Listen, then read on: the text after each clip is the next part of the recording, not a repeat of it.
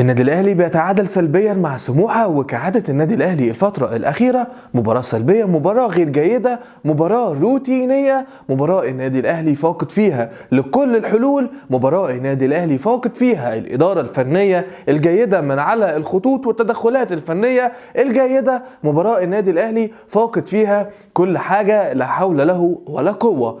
يعني خلينا نقول كده ان مباريات سموحه مع النادي الاهلي بتكون بالشكل ده.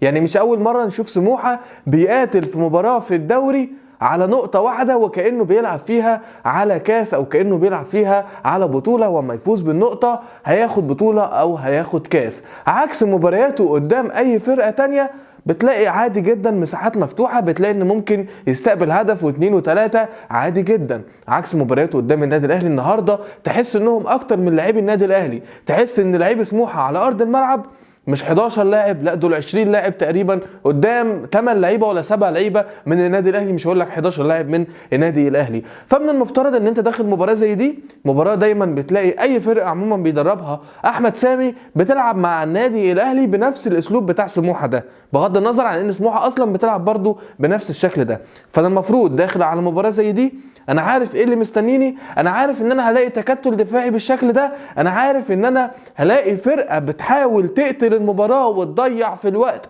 وتعمل كل حاجه علشان بس تطلع بالنقطه، فرقه مش هتخليني يعني اقرب ناحيه ال 18 اصلا.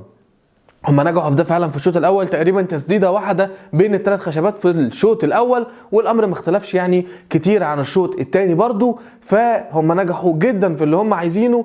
ومن الواضح ان كولر داخل المباراه مش عارف الفرقه اللي هو هيلعبها، مش عارف المدرب اللي هو هيواجهه بيفكر ازاي وهيشتغل ازاي وهيتعامل معاه ازاي على ارض الملعب، مش عاملين حساب الشغل اللي كان هيعمله سموحه. يعني من الاخر لا كولر ولا اللعيبه مجهزين نفسهم لمباراه زي دي ونازلين الملعب كانهم هيلعبوا اي فريق زي ما بيلعبوا وخلاص، مش مذاكرين الفرقه اللي قدامهم. في فريق انا هلعبه بيسيب مساحات، بيسرح في وقت من المباراه، بيجي لحد وقت معين وبيتعب مثلا، فانا بلعب على النقط دي. في فريق بقابله والله عنده الاثنين اللي مساكين مش كويسين، عنده الباكات مش كويسه، عنده حارس المرمى ضعيف فانا هسدد، طب عنده المدافعين قصيرين فانا هلعب العرضيات. فانت بتنزل المفروض ان انت مذاكر الفرقه اللي قدامك، وده ما حصلش تماما النهارده. يعني خلينا نقول برضو ان النادي الاهلي بيدفع ضريبه ان هو ما عملش تدعيمات كويسه في الصيف. يعني انت النهارده واصل ان القائمه بتاعتك تقريبا مفيش لاعب واحد على الدكه هينزل يغير المباراه.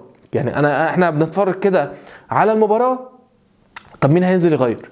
طب مين هينزل يضيف حاجه جديده؟ طب انا عندي مثلا صلاح محسن في الملعب عبء على الفريق، طب هنزل مين؟ لا ده ساب صلاح محسن واما نزل لنا عبد القادر، بدل ما كان عندنا لاعب واحد عبء او بنلعب ناقصين لاعب واحد بقينا بنلعب ناقصين اتنين. في لعيبه كده انا عندي اقتناع تام انهم لا يليقوا تماما باسم النادي الاهلي، منهم صلاح محسن ومنهم عبد القادر. يعني انا عايز اقول ان النادي الاهلي بيدفع ضريبه كبيره جدا على انه رجع صلاح محسن في الصيف، على انه ما عملش تدعيمات اصلا، على انه من الاخر ما نضفش الفريق من اللعيبه العاله اللي فيه. فتره صعبه جدا بيعيشها النادي الاهلي، بتخسر بطولتين، السوبر الافريقي والسوبر ليج الافريقي، بطولتين بتخسرهم في فتره صغيره جدا جدا جدا. ويعني مش ده حال النادي الاهلي او مش دي عاده النادي الاهلي، ومش بتخسرهم وبس، انت بتخسرهم ومش بتقاتل عليهم ومش بتظهر كويس. غياب كهربا النهارده كان مؤثر جدا جدا على الشق الهجومي، يمكن اجمل مكان في المباراه النهارده هو وسط الملعب.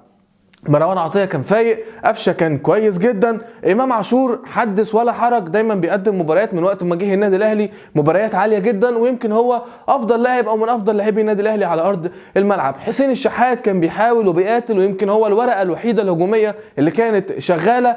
يعني خلينا نقول ان كريم فؤاد النهارده ما كانش في افضل حالاته، والجبهه اليمين من وجهه نظري ما حصلش منها اي خطوره او اي حاجه. بدل كريم فؤاد جابوا ناحيه الشمال وودى حسين الشحات هناك، لا كريم بقى بيعمل حاجه ولا حسين بقى بيعمل حاجه، وما شاء الله يوم ما فكر كولر يعمل حاجه يعني بوظ الدنيا اكتر ما هي. فمباراه للنسيان بالنسبه للنادي الاهلي. ما عملتش خطوره على مرمى سموحه، استحوذت على الكوره، استحوذت على الكوره، ركنيات كتير، بنتكلم تقريبا مش اقل من 14 ركنيه في المباراه. هل في ركنيه واحده عملت منها خطوره؟ ما عملتش من ركنيه واحده خطوره، وانت فريق كبير، وانت فريق المفروض انك بتلعب على نص فرصه عشان تسجل هدف، على اي كوره ثابته عشان تسجل هدف. فما يجي لك 14 ركنيه في مباراه زي دي ما تعملش من ولا واحده بس مجرد خطوره على المرمى، يبقى انت هنا عندك مشاكل. النادي الاهلي فيه مشاكل كتيره جدا، مش مشكله ولا 2 ولا 3، مش مباراه عابره ولا مباراتين عابرتين، لا النادي الاهلي عنده مشاكل كتيره جدا. النادي الاهلي لازم نشوف تدعيمات كويسه في الشتاء الجاي، لازم يكون في وقفه مع كولر من مجلس الاداره. يعني كولر بيعمل حاجات لو جبت اي حد ماشي في الشارع يمسك الفرقه مش هيعملها. في كل مباراه تاخير في التبديلات، سيبك مننا النهارده ما كانش حد معاه على الدكه، بس تاخير في التبديلات في كل مباراه. حتى تدخلات كولر في ارض الملعب وتحركه للعيبه في ارض الملعب، تبديلاته حتى وقت ما بيجي يعملها بيعملها غلط. بينزل كل مباراه بيلعب بنفس الشكل وبنفس الريتم، وكانه حافظ طريقه واسلوب مش هيغيرهم قدام اي فريق هيعمل ده. فخلينا نقول مباراه بجانب مباريات كتيره الفتره الاخيره للنسيان من جانب النادي الاهلي. والسؤال هنا يا ترى هل هنشوف جديد في المباريات الجايه او في المباراه الجايه، ولا هيبقى الحال كما هو عليه؟ حلقتنا لحد هنا بتكون خلصت. كنت معاكم احمد حبيبه، سلام.